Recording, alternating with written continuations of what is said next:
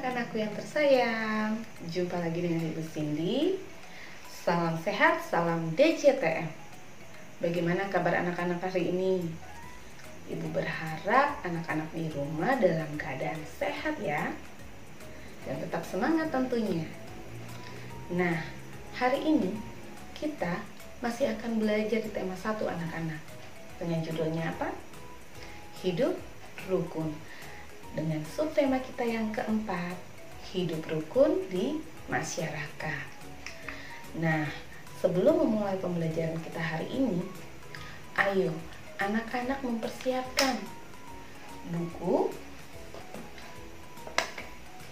pulpenanya dan alat-alat tulisnya seperti buku tulis dan juga pensil untuk mencatat hal-hal penting yang nantinya Ibu Cindy akan sampaikan ya.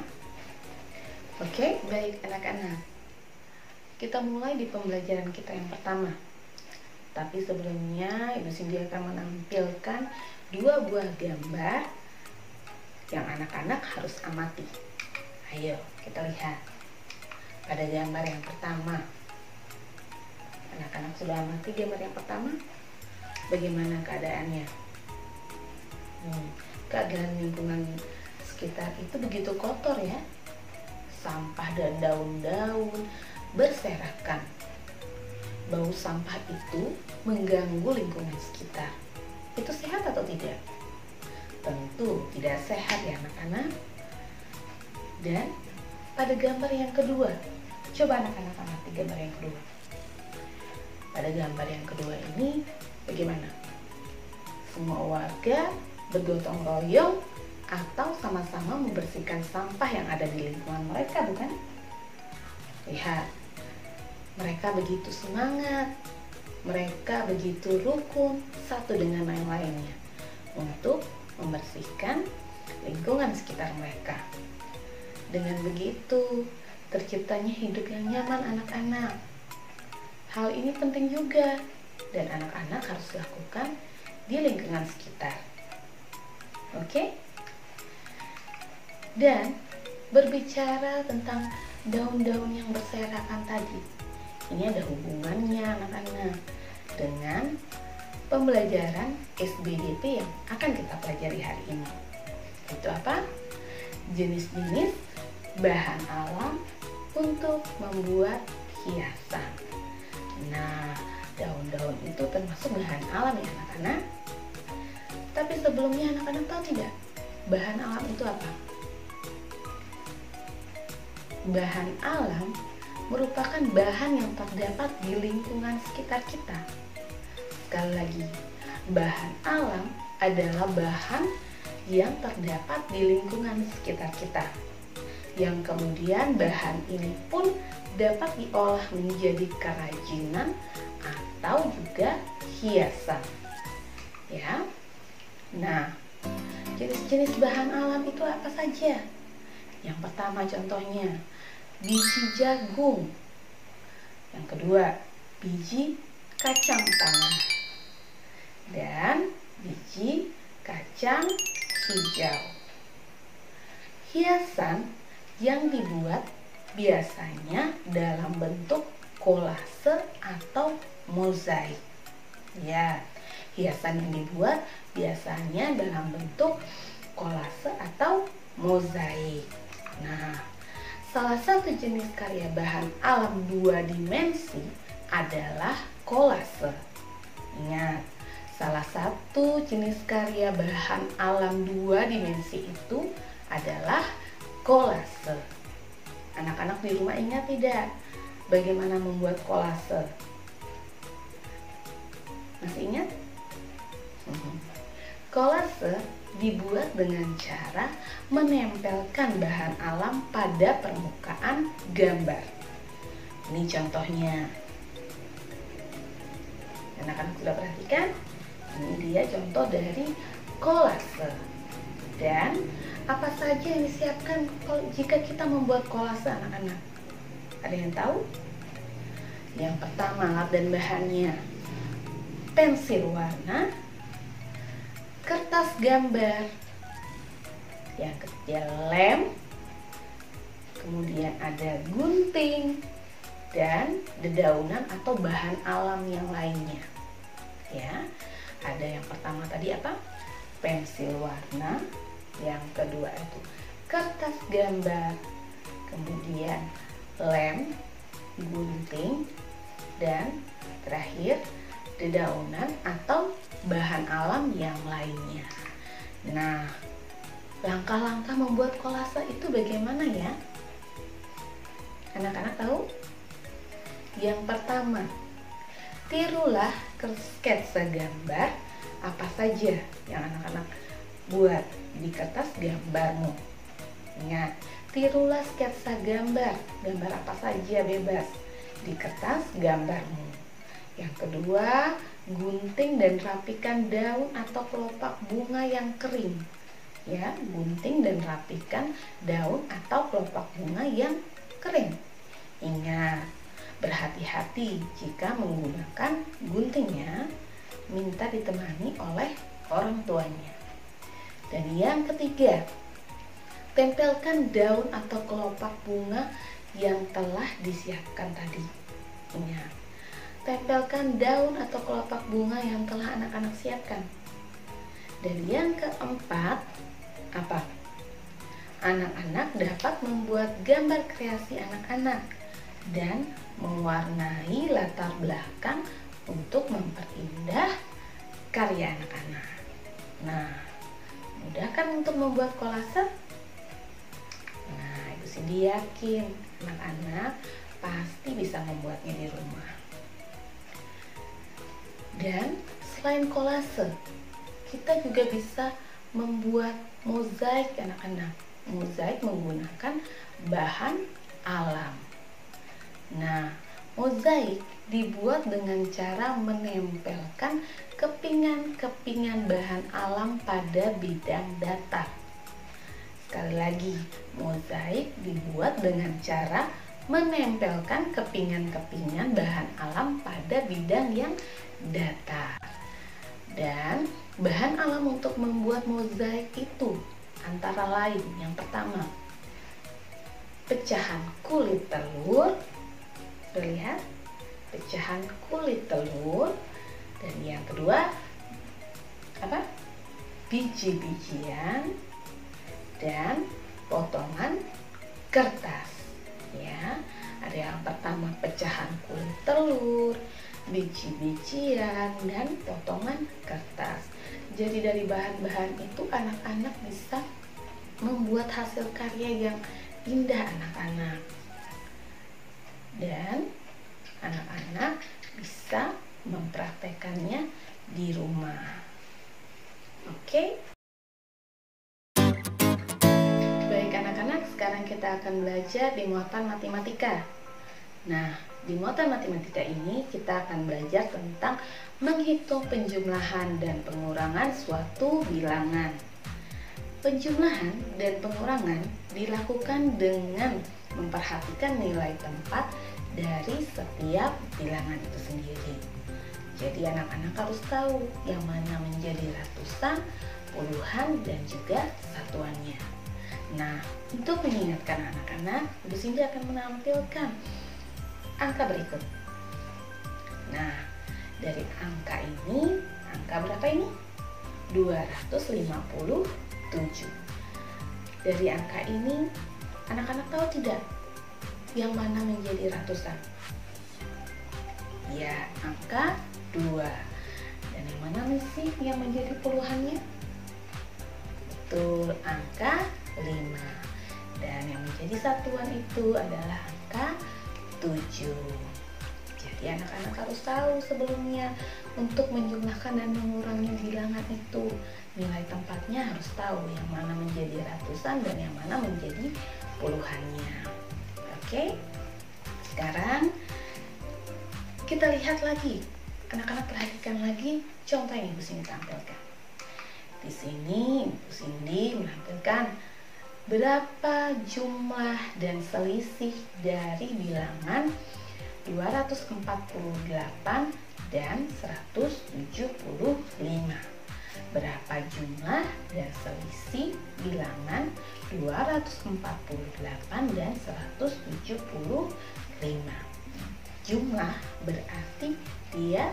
bertambah, berarti bertambah. Kalau selisih itu berarti pengurangan ya anak-anak ya, harus ingat. Nah, yang kita kerjakan itu pertama apa? Penjumlahan dulu tentunya. Nah, cara penyelesaiannya bagaimana? Susunlah bilangan yang akan dijumlahkan atau dikurangkan ke bawah sesuai dengan nilai tempatnya. Susunlah bilangan yang akan dijumlahkan atau dikurangkan ke bawah sesuai dengan nilai tempatnya.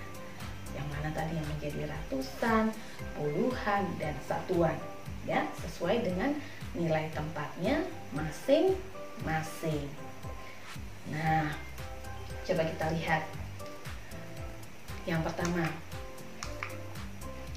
248 ditambah 175. Kita susun angkanya sesuai dengan nilai tempatnya masing-masing. Nah, untuk dijumlahkan dari yang mana terlebih dahulu? Ya, betul. Dari satuannya terlebih dahulu, dari belakang, ya. Ayo kita kerjakan. 8 ditambah 5 berapa? 8 ditambah 5 13. Kita tulis 3. 13 itu kita tulis 3 satuannya, puluhannya kita simpan di atas, kita sisipkan di atas angka 4. Sudah disisipkan? Nah, di situ kita jumlahkan lagi. 1 ditambah 4 berapa? 5. 5 ditambah 7 itu berapa? 12. Kita tulis lagi satuannya. Berarti satuannya itu angka 2. Tulis lagi 2 dan puluhannya kita sisipkan lagi. Puluhannya itu 1, kita sisipkan lagi di atasnya. Dan setelah kita sisipkan, kita jumlahkan lagi. 1 ditambah 2 itu 3. 3 ditambah 1 sama dengan 4. Jadi hasilnya berapa?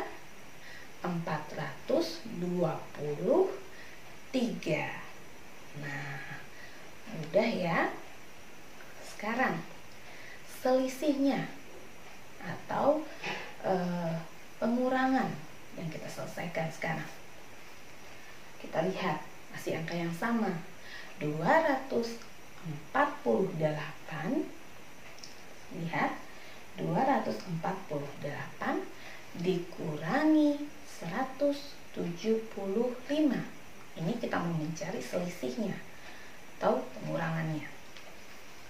Kurangi. Ingat, tetap dikurangkan yang satuannya terlebih dahulu. Oke? 8 dikurangi 5 berapa? 3. Tulis angka 3. Dan 4 dikurangi 7. 4 kurang 7 bisa tidak? Tidak bisa. Kita harus pinjam dari ratusannya. Kita pinjam 1 ratusan menjadi angka 14. Kita pinjam 1 menjadi 14. 14 dikurangi 7. Ayo anak-anak hitung. 14 kurang 7 berapa ya? 7. Jadi kemudian karena sudah dipinjam 1 berarti sisa 1 ya anak-anak ya. Angka ratusannya itu sisa 1. 1 dikurangi 1 berapa? Ya, kosong. Kalau 0 itu tidak usah ditulis ya. Ingat, tidak usah ditulis. Jadi berapa hasilnya? 248 dikurangi 175? Ya, 73. Jadi yang tadi itu 248 ditambah 175 tadi hasilnya berapa? 423. Dan 248 dikurangi 175 itu hasilnya 73.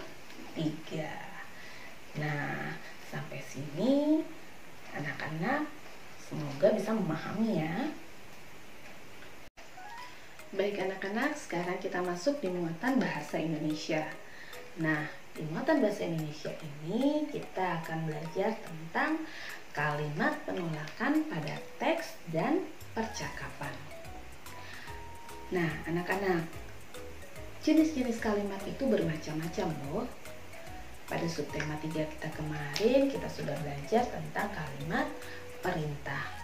Nah, pada pembelajaran kita hari ini kita belajar tentang kalimat penolakan. Ya, kalimat apa? Kalimat penolakan. Penolakan berkaitan dengan jawaban ajakan dari seseorang. Sekali lagi, penolakan berkaitan dengan jawaban ajakan dari seseorang. Kalimat penolakan hendaknya kita ucapkan dengan santun anak-anak, dengan sopan ya. Sekali lagi, kalimat penolakan harus kita ucapkan dan wajib kita ucapkan dengan sopan dan santun. Dan pada kalimat penolakan itu ditandai dengan kata maaf dan kata tidak. Sekali lagi, penolakan itu ditandai dengan kata apa? Dengan kata maaf dan kata tidak.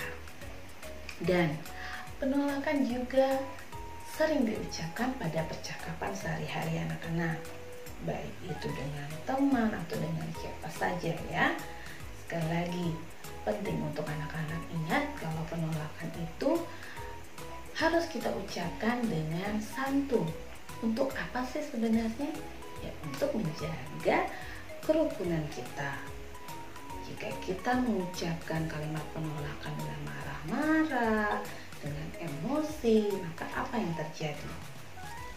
Yang terjadi adalah perselisihan dan hidup kita menjadi tidak rukun.